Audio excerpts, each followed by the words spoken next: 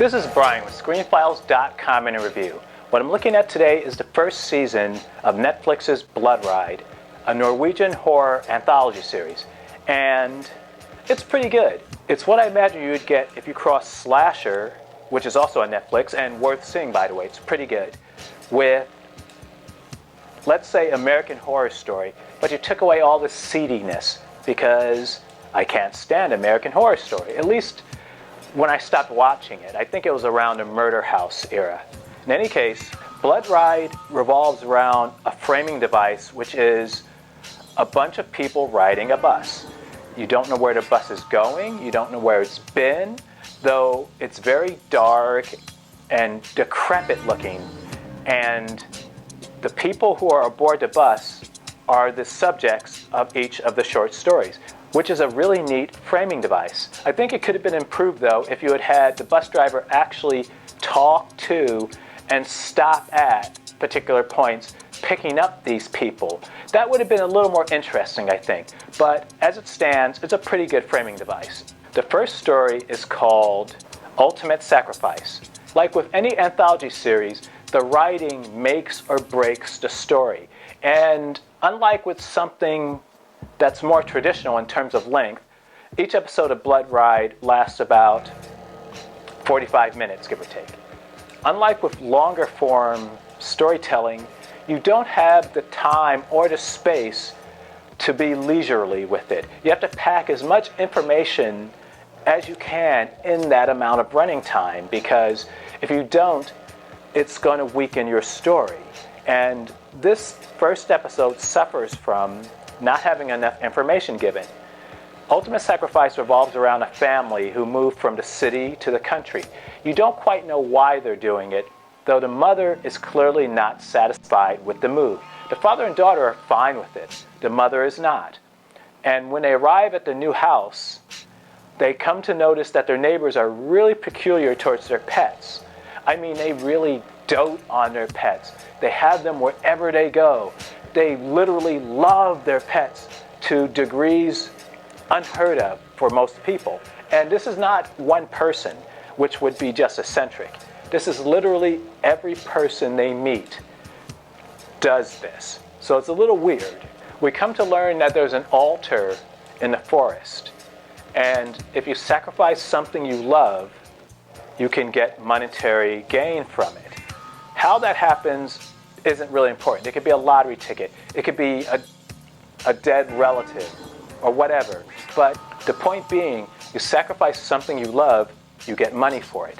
So the mother, who is unsatisfied with being there in the first place, begins to kill things to get money.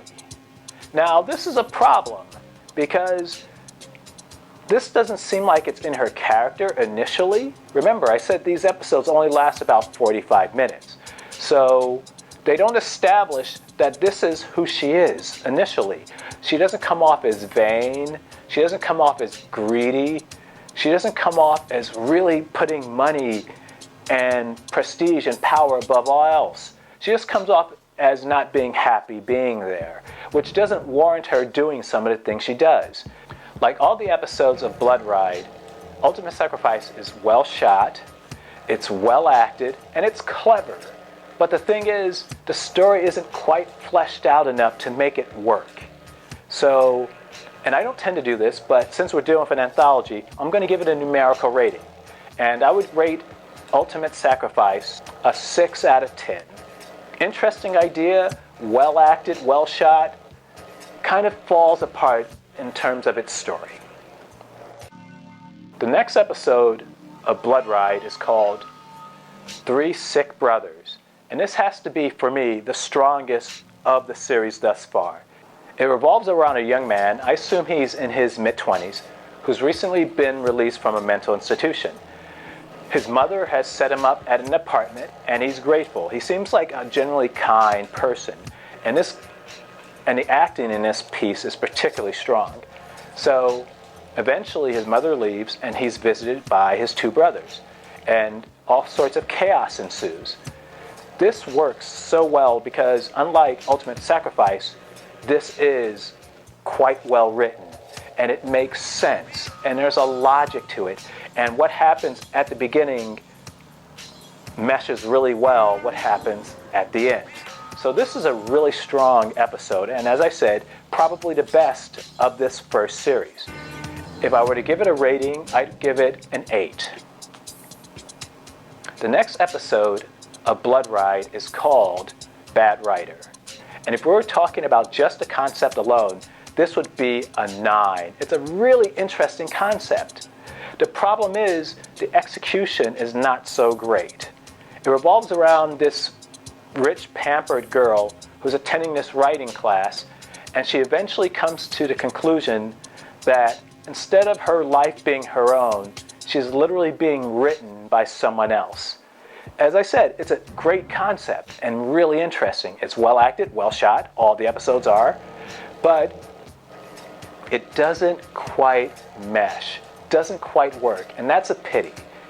If I were to give Bad Writer a grade, it would be a 5.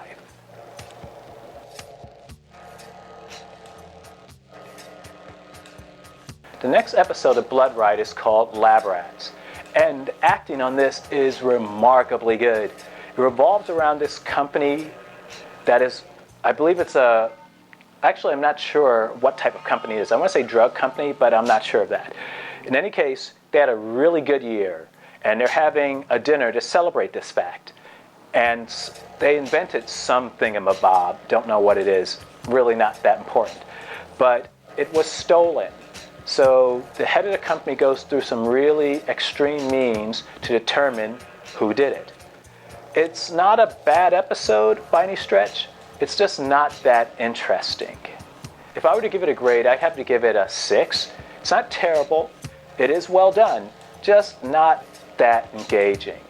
It's not a bad story by any stretch, but nothing you want to go out of your way to see. It's just okay. This is an interesting take on the haunted house story. It revolves around a teacher who's new to this school that actually was closed and reopened. In the past, though, it was the scene of a heinous crime. And as you're probably aware in these type of stories, the past never rests. Not very well at any rate. It's a pretty good story, and I'd probably give it a 7 when all's said and done. What makes it most interesting to me is that it doesn't revel in youth, in the sense that, particularly in American productions, children tend to be treated like sacred calves.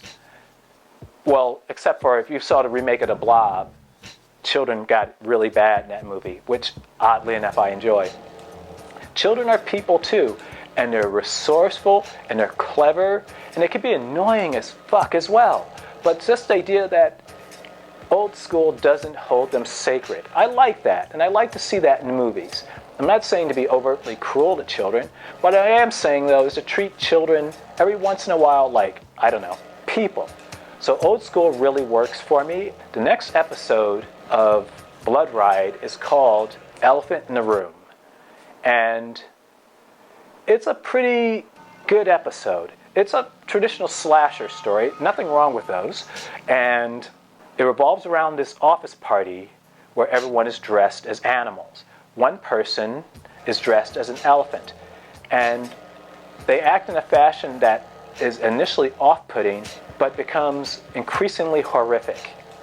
This is a decent story. It's not bad, but it doesn't make quite the use of its time as it should. And as I said, it's a traditional slasher story. So it's not necessarily bringing anything new to the table. If I were to give it a grade, I'd have to give it a 5 out of 10. Not terrible, quite watchable, well acted, just nothing you haven't seen done better before.